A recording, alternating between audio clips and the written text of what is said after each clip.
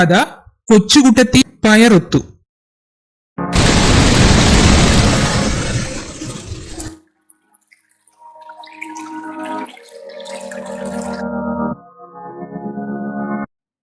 പണ്ട് രണ്ട് ചെങ്ങാലി പ്രാവുകൾ ഉണ്ടായിരുന്നു.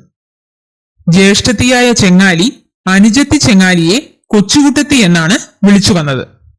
രണ്ടു പ്രാവുകളും അങ്ങനെ സ്നേഹത്തോടെ ജീവിച്ചു വരികയായിരുന്നു.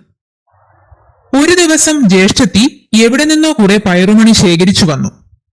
തന്റെ അനുജത്തിയായ കൊച്ചുകുട്ടത്തിയോട് ആ പയർ മുഴുവൻ വറുത്തു വെക്കാൻ പറഞ്ഞ് ജ്യേഷ്ഠത്തി തീറ്റ തേടി പറന്നു.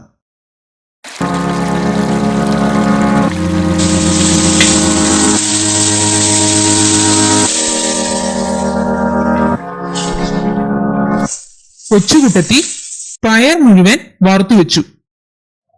തീറ്റ തേടിക്കഴിഞ്ഞ് തിരിച്ചെത്തിയ ജ്യേഷ്ഠത്തി കൊച്ചുകുട്ടത്തി വറുത്തുവെച്ച പയർമണികൾ എത്രയുണ്ടെന്ന് നോക്കി. അവൾ കോപം കൊണ്ട് ജ്വലിച്ചു. കാരണം പയർ പകുതി കണ്ട് കുറഞ്ഞിരിക്കുന്നു. അവൾ ദേഷ്യത്തോടെ കൊച്ചുകുട്ടത്തിയോട് ചോദിച്ചു, കൊച്ചുകുട്ടത്തി, കള്ളത്തി, പയർമണി പകുതി നീ തിന്നോ? ജ്യേഷ്ഠത്തിയുടെ ചോദ്യം കേട്ടപ്പോൾ കൊച്ചുകുട്ടത്തിക്ക് സങ്കടം വന്നു. അവൾ പയർ വറുത്തുവെച്ചതേയുള്ളൂ, ഒരൽപ്പം പോലും തിന്നുകയുണ്ടായില്ല. അവൾ പറഞ്ഞു, ഇല്ല ഇല്ല ജ്യേഷ്ഠത്തി, ഒരു മണി പോലും തിന്നില്ല.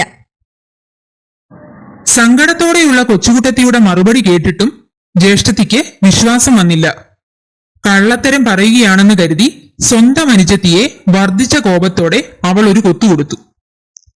മൂർച്ചയേറിയ അവളുടെ കൊത്തുകൊണ്ട് പാവം കൊച്ചുകുട്ടത്തി മരിച്ചുപോയി.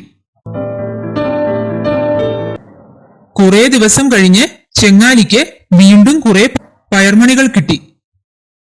ഇത്തവണ പയർ വറുക്കുവാൻ അനുജത്തിയില്ലല്ലോ. അവൾ സ്വയം പയർ മുഴുവൻ വറുത്തു.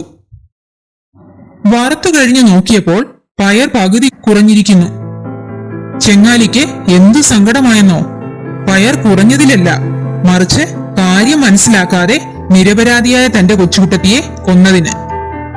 പയർ വറുത്താൽ കുറയുമെന്ന വസ്തുത മനസ്സിലാക്കിയ ചെങ്ങാലിക്ക് സങ്കടം സഹിക്കവയ്യാതായി. അവൾ ഇങ്ങനെ കരഞ്ഞു, കൊച്ചുകുട്ടത്തി, അനുജത്തി, പയറൊത്തു, പയറൊത്തു. വർഷങ്ങൾ നിരവധി കടന്നുപോയിട്ടും ഇന്നും ചെങ്ങാലി തന്റെ അനുജത്തിയെ ഓർത്ത് ഇങ്ങനെ വിലപിക്കുകയാണ്. ഈ കഥയുടെ സാരം മുൻകോപം ആപത്ത്. ഇതായിരുന്നു ഇന്നത്തെ കഥ കൊച്ചുകുട്ടത്തി പയറൊത്തു.